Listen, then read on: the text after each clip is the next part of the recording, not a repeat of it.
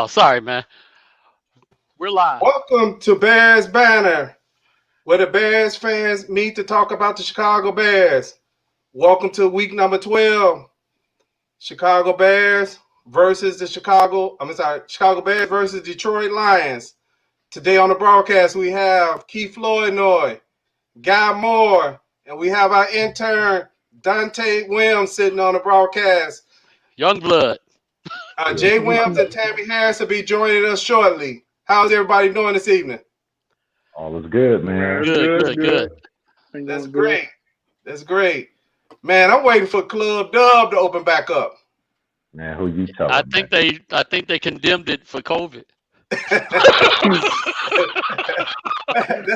That's the way it felt, man. I mean, Club Dub is shut down for about 5 weeks, man. I know they issued the order by the governor a few weeks ago, but I don't think he was talking about Club Dub, though, right? He don't mean stop winning.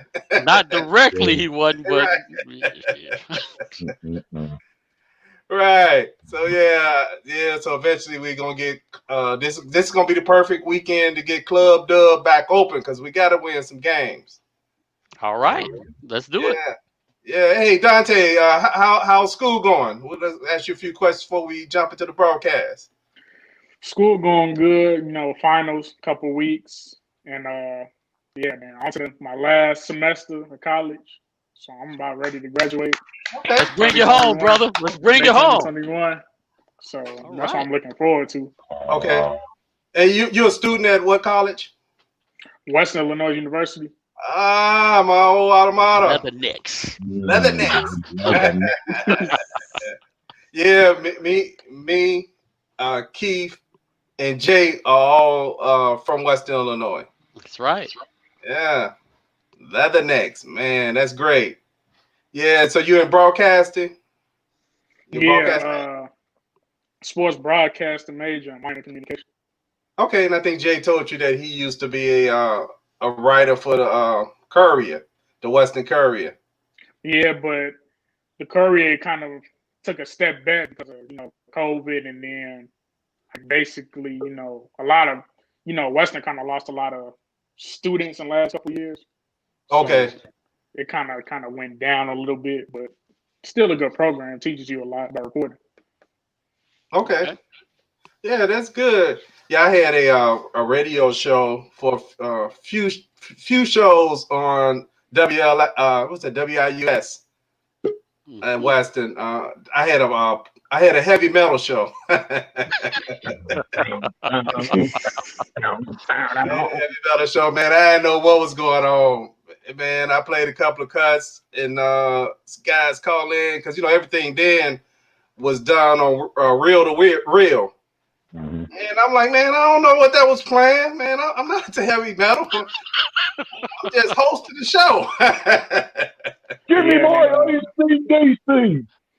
Yeah, me and a couple other people, we were in the process of making a debate show, but that kind of went downhill because of COVID. Because every time you walk on the floor, you see somebody debating Jordan versus LeBron. Just seeing them screaming down the hallway. So we thinking we might as well have a debate show. So that I'm glad you said it because people think I'm crazy when I say Jordan is better. Even after watching the documentary series, you can clearly see he's better. But how you can judge. You can only beat the guys you're playing against. If LeBron got losses against the guys he's playing against, he ain't the best. Jordan's undefeated. Boom. Right. So you know what? So I'm waiting on Jay. He's on the broadcast, but he's away from his camera. So I didn't want to get too far ahead since I know he's about to join in a minute. It looked like Jaden sat down, took a seat. I apologize, Dante. I started fighting the empty room. Are you ready, Jay? let me know. Okay, look like he's ready. There you go. Hey, what's up, man? What's going on, y'all? Good to see you. Good, man, I'm good. I'm good, man. It seems like you be more busy on your off days than you do on the days that you work. Right. How that work, man? Right. So yeah, Tammy will be joining us in a few minutes. She had a recording session that went a little long, but we're gonna jump into it. Hey Jay, before you got on the broadcast, we were talking about that we thought the Bears was confused when the governor issued the order to close clubs. So we thought maybe they thought it meant club dub, right?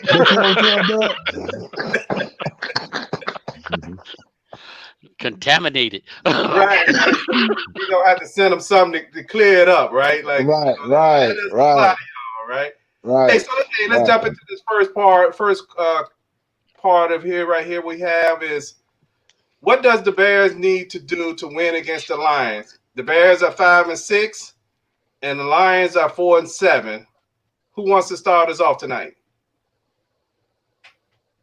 I'm fearless. Come on. I will. Go for it, Jay.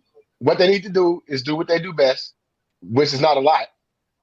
With that being said, they need to line up in I formation and stay on the field and run the ball. They had success with that last week in the beginning of the game, and for some reason, they just went away from that. So what they need to do is they need to play smart football, line up in the I formation, to give David Montgomery the ball, which will open up some play action passes. I'm looking at the injury report. I see we got Robinson and Mooney on the injury report. They're both questionable, but look like they should play. And I would like to see Cole Kmet kind of get get some looks. But I think that's what they need to do. They need to line up in an I formation and just try to pound the ball. Try to pound the ball against a bad Detroit defense. Okay. Hey, who want to take a stab at this question next? You want to go, Mike? A guy? I'll go. Basically, a couple things when you do, just like you said, run the ball. But we got to kind of control the clock a little bit better. I mean, this home run stuff, yeah, Mitch, you got a nice arm and all that stuff. But if Mooney's like one of the fastest guys on your squad, you throw it to Thursday and he's still in Tuesday, it's an incompletion. You know what I'm saying? So, little RPO, little I formation, just control the clock, just plus yards and beat those guys up. And one real big plus for us will be if Team Hicks to come back. If he comes back, I think that it actually gives us a shot because he sort of energizes the defense. And then Mitch is undefeated against them. So I like our chances. All he got to do is control the clock and just pound the pigs. Good point. Okay. I got you, Bernard. I think the Bears need to get into a rhythm, especially that first series. Trubisky basically feeds off that. He's got a history of being successful against Detroit. So if we can start out and get to a good rhythm, I think he has the ability of continuing that. If you remember last time we played Detroit, he started out red hot, and then there was a drop of a touchdown pass in the end zone by Anthony Miller. So let's see if we can continue to build some positive momentum. And I like our chances against Detroit, especially if Trubisky gets off starting early. Okay, yeah, thank you, Plank. Before I go to Dante, I want to thank the people who are watching us out live on Facebook Live and those who are watching us on YouTube. Thank you for tuning us in. Dante, what do you think the Bears need to do to win against the Lions? The Bears are 5-6 and the Lions are 4-7. Take it. I think it has to be their defense. Obviously, last game was in Green Bay. We didn't have the best defense. So I feel like next game, against a division rival like the Lions, I feel like the defense is going to bounce back. Even though Hakeem Hicks and Khalil Mack might be hurt, but you have to look at it like this. The Lions are a better offensive team. They do have Adrian Peterson as a running back right now. So I feel like their defense has to be there. And then if you look at their offense, you can see a couple of flashes of last game when they gave the ball to David Montgomery. It looked like the Bears were getting somewhere. But if you look at this season in total passing yards, the Bears have been probably one of the worst teams. I think they're the 31st, one of dead last. So I feel like the Bears have to run the ball, get into a rhythm that way. The passing obviously hasn't been working lately. I think Mitchell Trubisky needs to run the ball more, relatively not pass the ball. And I think our defense is going to wake back up against a division rival. So I think that's what they need to do. Good point. Okay, those are great points. What I think the Bears need to do to win this game, the Bears are going to have to stick to a run game. As Dante actually mentioned earlier, a few minutes ago, that the Bears rank dead last as far as running the ball. They're actually 32 out of 32 teams. But what you got to realize is running the ball doesn't mean every time you give a handoff that you actually gonna get yards. You stick with it, you grind it out. Maybe one play is 1 yard, maybe one play is two. But if you looked at last week on the first opening drive, there was a 57-yard run. Okay, that's when you go off script. What they did was stayed on script and did all the games that are pre-written plays. No, you get a 57-yard right out of the box. You run, soon as he get his breath, you run it again. So what the Bears got to do is stick with what works. If something works, keep doing it. Forget, because you got to develop rhythm and offense, because this team is primed for you to, like I've been saying all season, the Bears need one game where they're going to have to break out offensively.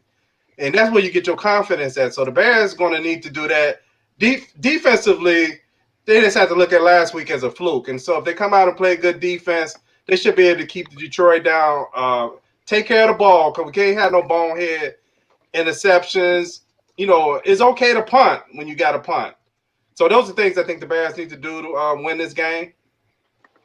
And I just think coming into this game, you got the Lions coming off a blowout loss on Thanksgiving at home. They fired their coach. They fired their general manager.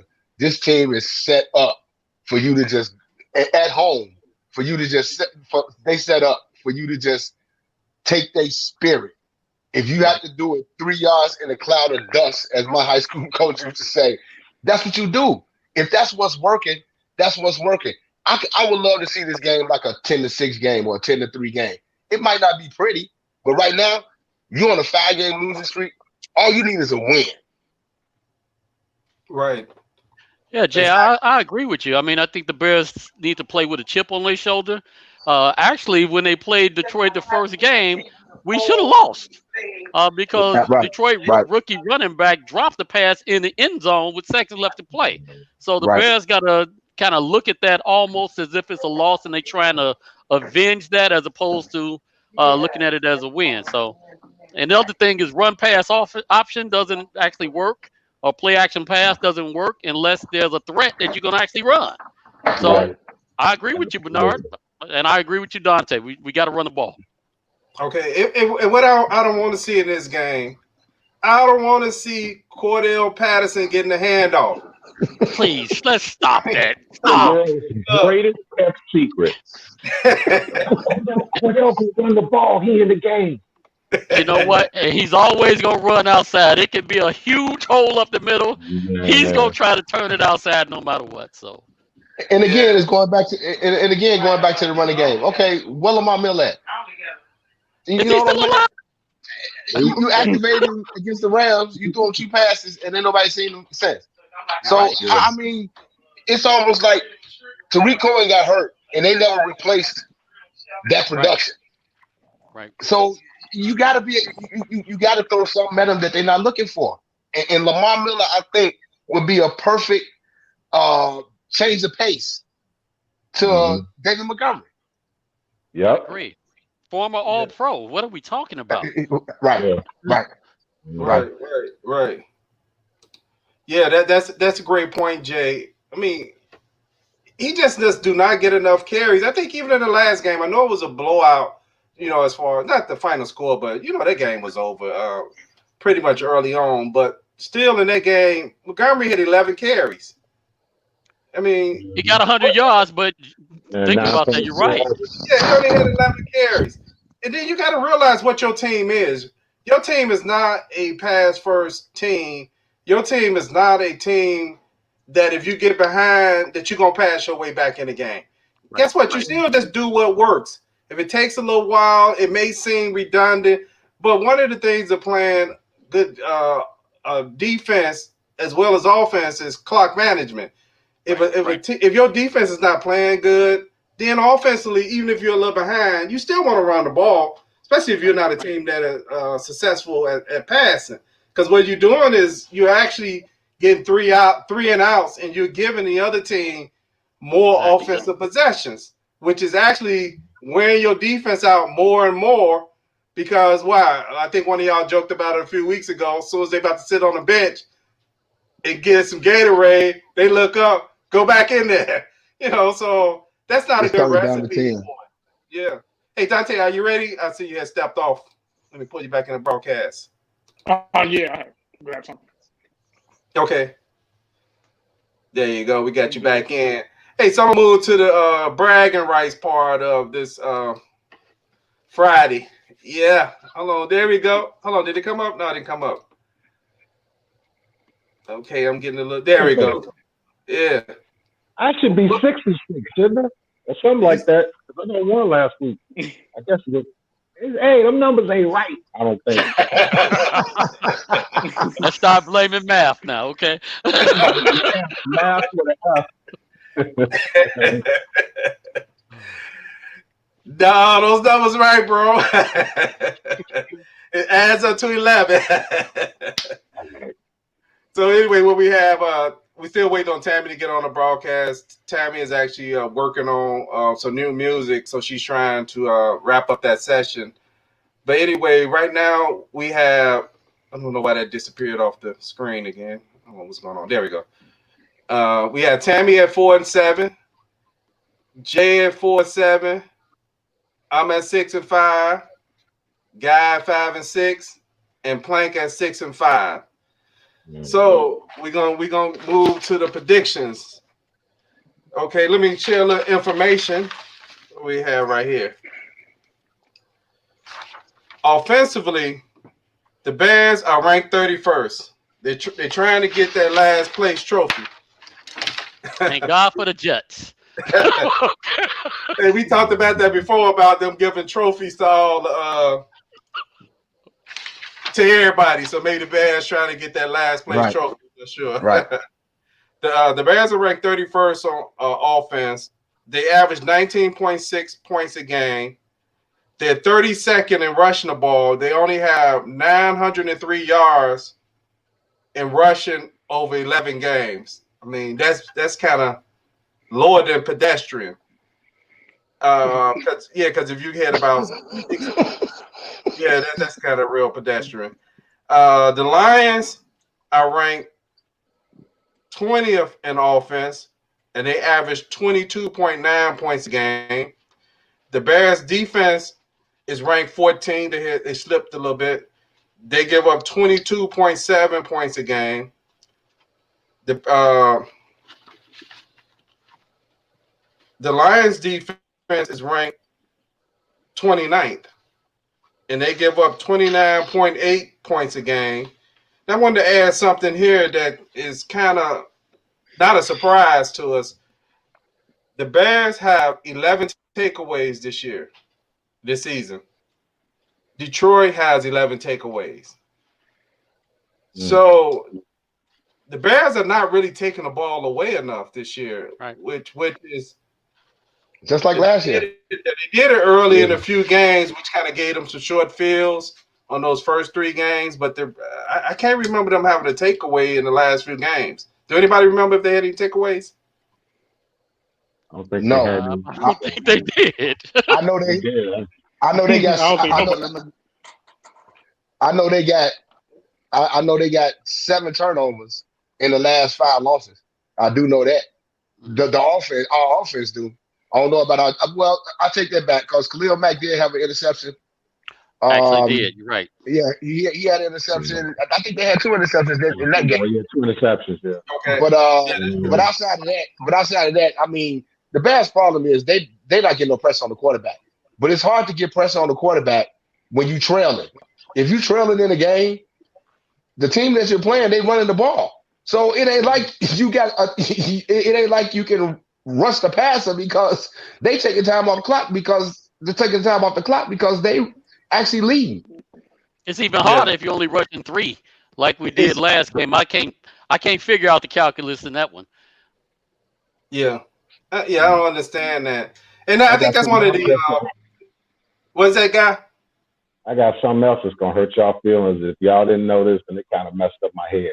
Since that very first game that we played Detroit in, we got the exact same amount of wins.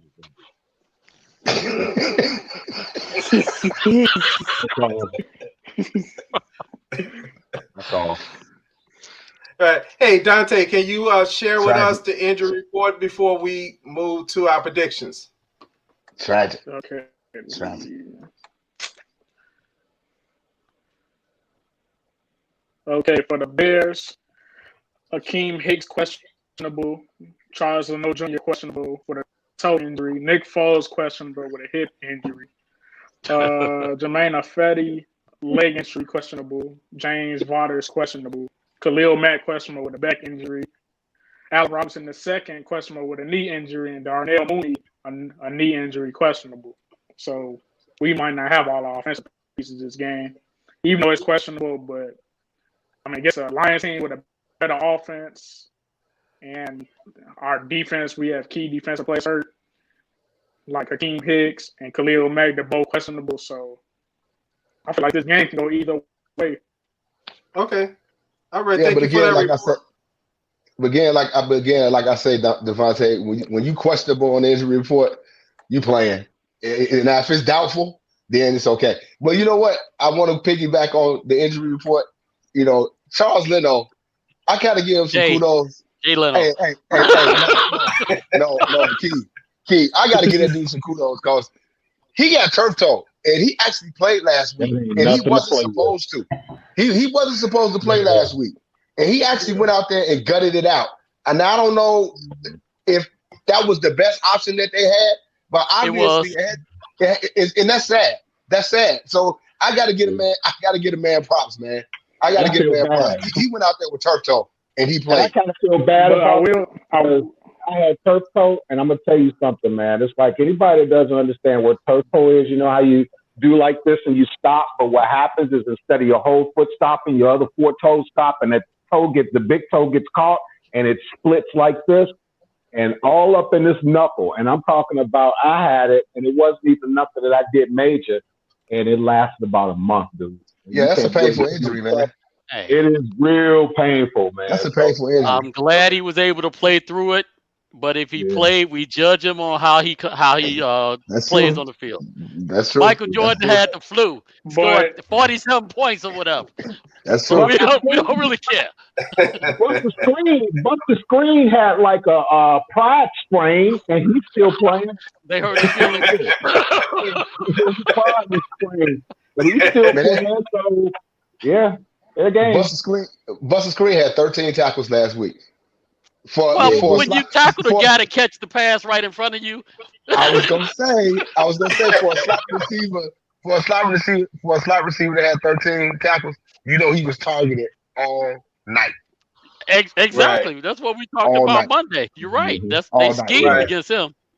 Yeah. Hey, so who wants to go on first with their prediction? I do want to mention some of the injuries for Detroit. You didn't give us Detroit. I'm sorry. Yeah, give us the Lions injuries. Kenny Holiday is out. This is his 5th straight game out. Matthew Stafford is questionable with a thumb injury. They're missing DeAndre Swift. That's their running back due to illness. They're missing their safety, Tracy Walker. He's a factor for them. And they're missing their cornerback, Jeff Okudah. He's out with a shoulder groin injury. Oh, okay. So Detroit has some key players out as well. Yeah. Okay. Yeah, they do. Good job. Thank you. Good job. Thank you for the injury report. Who's up first with their prediction? Come on, man. I ain't scared. What? Okay. All right. I think it's going to be true to form. The Bears, the ranking for the year as well as Detroit's ranking for the year are going to follow right in line with every other game they've had. I got the Bears 29, Detroit 22. Bears win. Okay. Plank has the Bears winning 29-22. Who's up next? I'll go. I think the running game is going to open up a little bit. We may not eat as much clock as we do, but I just got some type of feeling because I think in the last 3 games that Trubisky's played against the Lions, he's had about 3 touchdowns. I really personally don't think he's going to have 3 touchdowns in this game, but I picked the Bears 30-20. All right. Ooh. Okay. 30-20 the Bears. Y'all got the Bears put some points on the board. Yeah. Hey, what I about think the you, defense will Jay get and them. Dante? Let's bring you in there, Jay. What do you say? I'm picking the Bears to win this game. I just want to What? say, since right, yeah, y'all know me. I do just want to throw one. I want to throw a couple of things out there before I give my prediction. Caveat. Go ahead. Right. Since the playoff, since the playoff loss to the Eagles in 2018, the Bears are 13-14. If they lose this game, they're gonna be 500 in their last 28 games. That's not good. So a decimated Lions team that just fired their coach and their GM, if you lose this game at home, even though it ain't no fans, if you lose this game at home, it should be some heads rolling. But I think they're gonna scrape away with this one. And I'm only giving them a 21-16 point victory. 21-16? I'll take the Yes, Okay. win. sir. Okay. So Jake has to win at 21-16. Hey, Tammy, welcome to the broadcast. Hey, Tam. Hey, how you Hey, doing? Tammy. Hey, Mike. I'm finishing up at the studio, so unless I'm talking, I'm gonna be muted. Okay. Okay. Well, we just want to we pick predictions right now, so we give you a few minutes to get your numbers together. Okay, All I'm gonna right, give guys. my prediction. Okay, I have the Bears winning 24-17. What? What? 24-17. Bernard picked the Bears? Bernard Yeah. picked the Bears? Oh my I God. picked the I Bears. can't believe it. I thought that was a 6-10 team. Hey, You just said that 1,000 times. What? That's victory number 6. Okay. Hey, Dante, what you have? Go. I got the Bears 20-17. I think it's gonna be a close game. It's a lot of injuries on both sides, so I feel like it's gonna come down to a field goal kick. Honestly, I think Adrian Peterson might have a good game because I think that's the only offensive factor they have right now outside of Galladay. And I think the Bears defense is gonna bounce back. I don't think they're gonna score as much. So I got the Bears winning by a field goal, 20-17. I like it. Okay. Ain't Okay. Adrian Dante, Peterson 75 years old? Yeah. Okay. All right. Okay. Yeah, but he Hey, got Dante, your mic is so he ain't scared to get hurt. He got good insurance. yeah. Hey, Dante, your mic is bouncing a little bit. You be getting a little static in your mic. hey, y'all know the Yeah, Bears man. defense. Hey, you ready, Hey, y'all know Tammy? the Bears defense. Hey, go ahead. Tammy? Yeah, you up, Tammy. We bring you off mute. There you go. How long? There you go. So we should win because, like Jay said, I was thinking the same thing. The Lions are a pretty beat up team. They're more pitiful than they were week 1. We beat them week 1. We should beat them again. They're missing a lot of people. We're missing some people too, but I still say we're gonna win because it's the Lions, and I say 21-13. 21-13. The Bears. Okay. Okay. Thank you for your prediction. You know, I just brought on the string Mike Outten. I should say Mike Quick. Mike is actually going to do our football one-on-one tonight. So we always, Okay. traditionally what we do is our guest is the one that's always put on a hot spot to get a last prediction. So, Mike, what do you see in this game?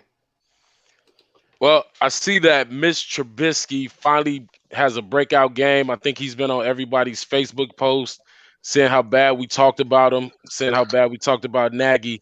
I think he's going to have a great game. I think that it's all going to come together. So I predict the Bears to win 25-20 in a close game. There you go. Okay. 25-20. Hey, let me do a recap before we go to football one-on-one. We got Plank. Everybody picked the Bears to win. Plank got the Bears It's a little scary. 29-22. Right. Guy has the Bears 30-20. Jay has the Bears 21-16. Dante has the Bears 20-17. I have Bears 24-17. Tammy has the Bears 21-13. And Mike has the Bears 25-20. Man, sound like Club Dub gonna be back open, huh? Let's hope so. Let's hope so.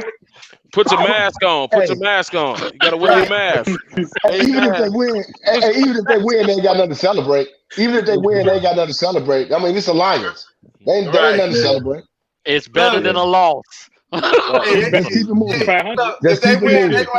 they gonna have to bump Tammy's new song, "Love Don't Right. Cost a Thing." Right. Love don't Man, cost a thing. y'all Exactly. heard that little beat?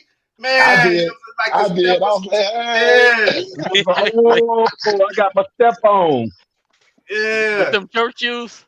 Yeah, yeah, yeah. The ones with the taps. They'd be like, All right. Yeah. Right. Hey, so let's move to football one-on-one. Our football one-on-one guest tonight is Mike Outten. Mike was a former high school player for Julian. Yeah. Mike ran a 40 times so quick they call him Mike Quick.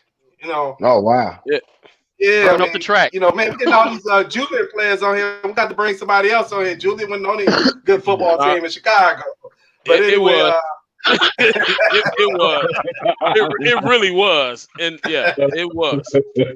That was So, it. That was all. so when Mike got a scholarship to Mississippi Valley State, and Mike was Okay. converted to defensive back. So hey, Jay, he was in your territory. Swag, Y'all baby. just Swag, Yeah. baby. Yes, sir. The swag. The swag. Swag is where's PBs, that? baby. Yeah. yeah. Swag So is where's that? Mike is currently a referee for the Illinois High School IHSA Association. Mike does football games and basketball games too, right? Yeah, and baseball. Football, And basketball, and baseball. baseball. Yeah. So Mike, tell us a little bit about yourself. What just made you start playing football, and why did you get into refereeing? Well, I started playing. I was telling Plank earlier that I started playing football because of my cousin that went to Lindblom with you guys. I think he's a little bit older, Tim Johnson. And Swoop. so tagging along with him to his games and seeing how much success that he had. And it's really in our family. I think everybody's played football to my knowledge, except my little brother. He was a basketball player. With I guess he wanted to wear those short shorts and halter top, run around there and not get hit by nobody. You know, that contact is real. Yeah, it is. Yeah, and so I went there, ended up going to Judy and then going to Mississippi Valley State. I actually played football and baseball in college.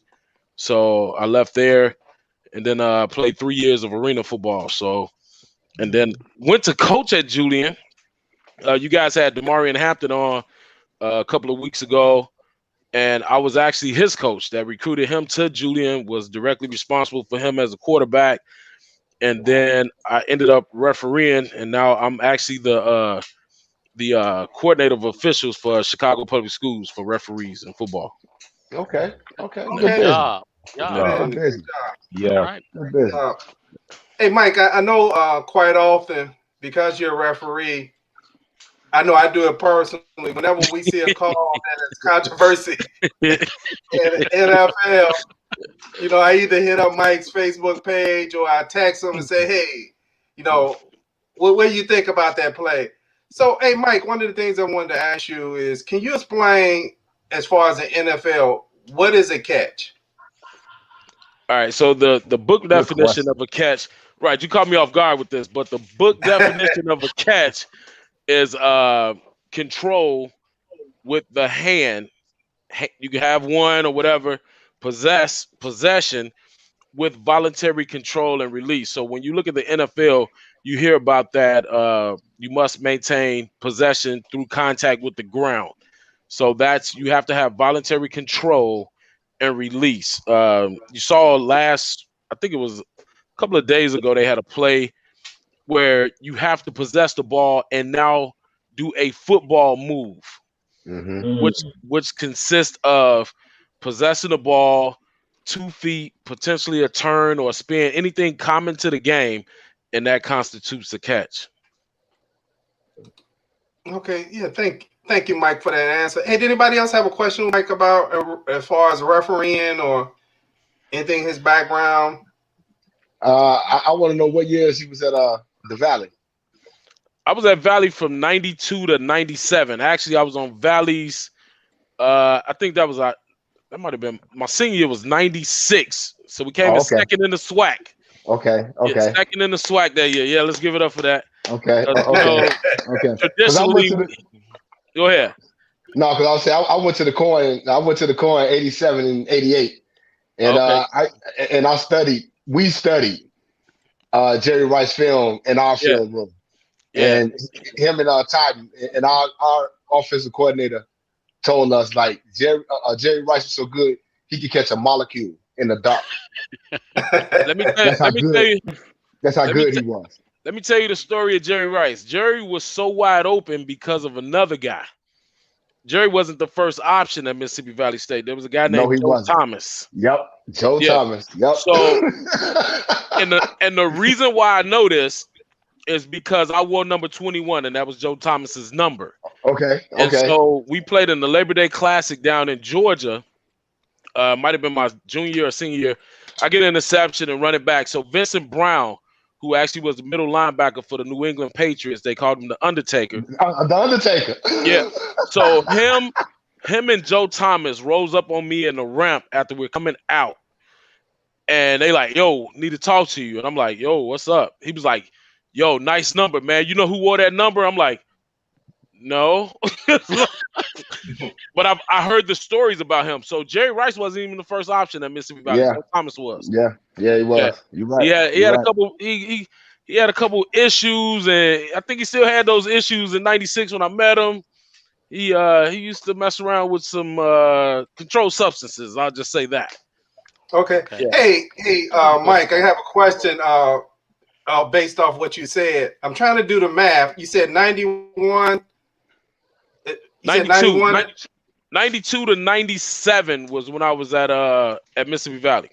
Oh, okay. So you just my question was going to be, did you play against Steve McNair? I played against Steve. He was at Alcorn State, but it sounded like you missed him by a year. No, I played against Steve McNair and his brother Tim McNair. Okay. I was actually guarding Tim McNair. Yeah. So did you get a pick off Steve? No. Since you was playing back? Listen, hey, Steve McNair was the real deal in college. I had a pleasure of playing against a lot of guys, man. Steve McNair, Donald Driver, Terrell Owens. There was a couple of guys, but I actually was a guy who was guarding Tim McNair on a couple, and we had them beat a couple of times, man. It just couldn't seal the deal. Actually, on that team, if you remember, for the Bears, John Theory was on that team as well. John Theory was on that team. Yep. John Theory had 22 tackles against us in that one game. I think that was his film to get him to the NFL. Yeah. Okay. Yeah. Hey, Plank, like you had a question, Plank. Yeah, Mike. Okay, so we know you got a background in history as a wide receiver, as well as a DB, as well as a referee. So my question to you is, why are there so many pass interferences that are called against defensive players as opposed to offensive players? Can you kind of explain how that's broken down a little bit? All right, so this is actually my specialty because I'm a back judge, and I deal directly with the passing game and the kicking game. And here's my theory on that, Plank. If I have two players that are pushing, chicken fighting, and all of that, my theory is may the best cheater win. Okay, I'm serious, and I'll tell coaches that your guy's cheating, he's cheating. May the best cheater win. But the game has changed so much. I mean, I know you guys knew about that New Orleans play a couple of years ago. So there's been a real spotlight on pass interference and trying to get defensive backs to play without their hands.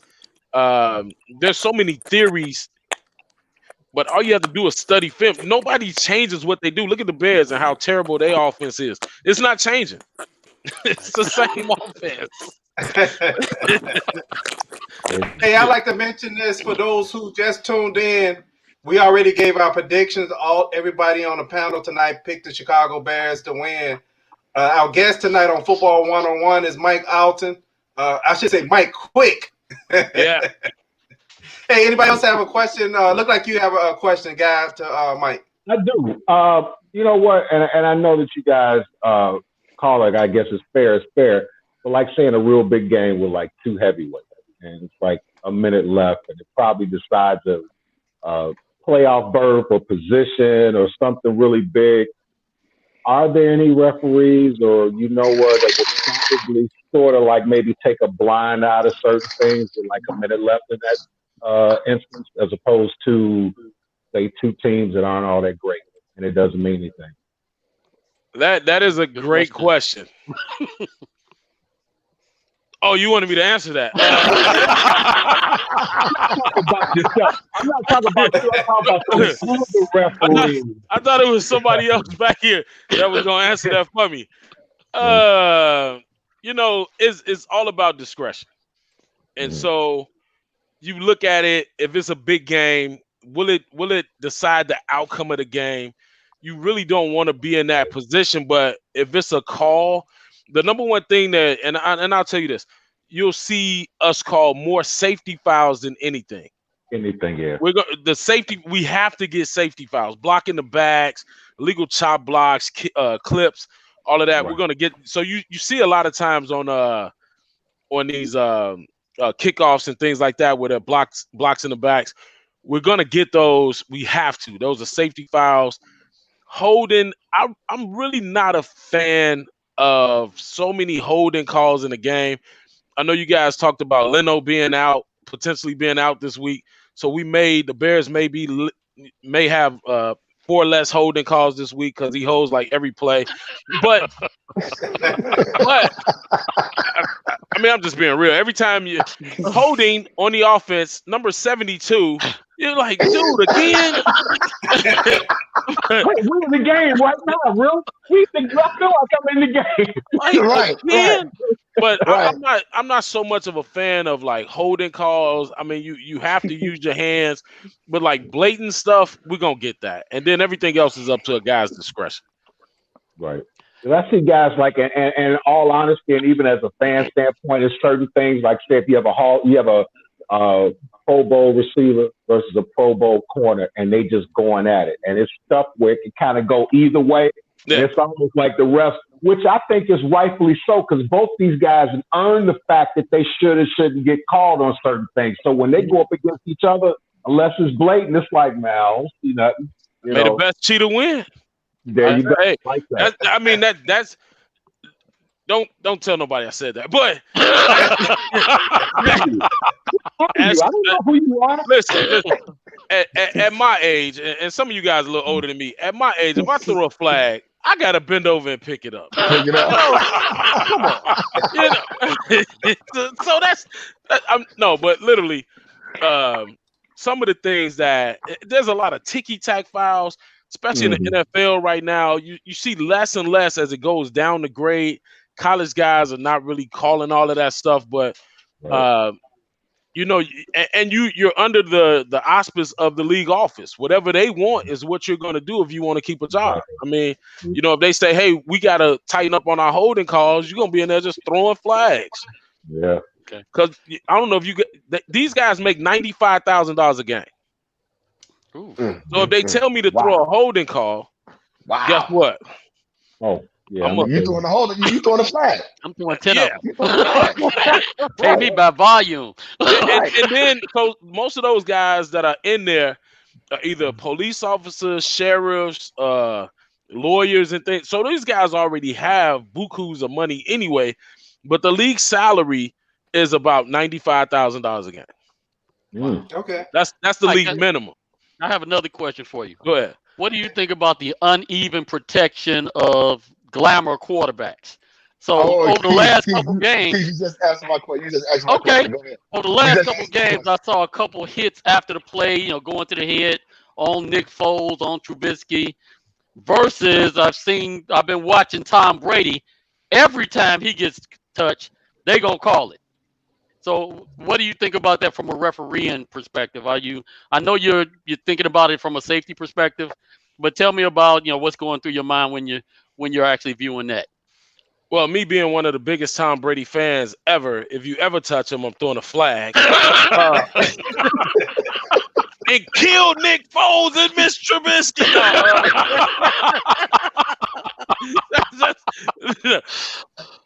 It's all. There could actually be a flag on every play. Right. And like you said, so you have to earn that right. To get some of those calls. We talking about, and if any of you guys are Joe Montana's fans, sorry for you, but Brady is the greatest guy of all. That's MJ of football. MJ's gonna get a call. So I mean, you just have to know when you going in that Jordan's gonna get that call, Tom Brady's gonna get that call, Aaron Rodgers gonna get that call, and Mitch Trubisky's not gonna get that call. I mean, because he has not earned the right. And then, man, hey, listen, man, like, I just, hey, call better plays. That's all I can tell you to do. But Mike, in my defense, I understand that.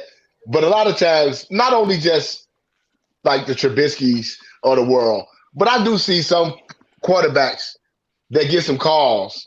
And to me, I just feel like it's a disadvantage for the defensive player because I've seen over the last couple of weeks where a defensive player, sacked the quarterback and they try their best to not fall and put their weight on them. And they try to kind of roll off, to avoid the penalty, and they still get the penalty. And that's my thing with the penalties call right now in the NFL. I'm like, okay, he is a quarterback. This is not blatant.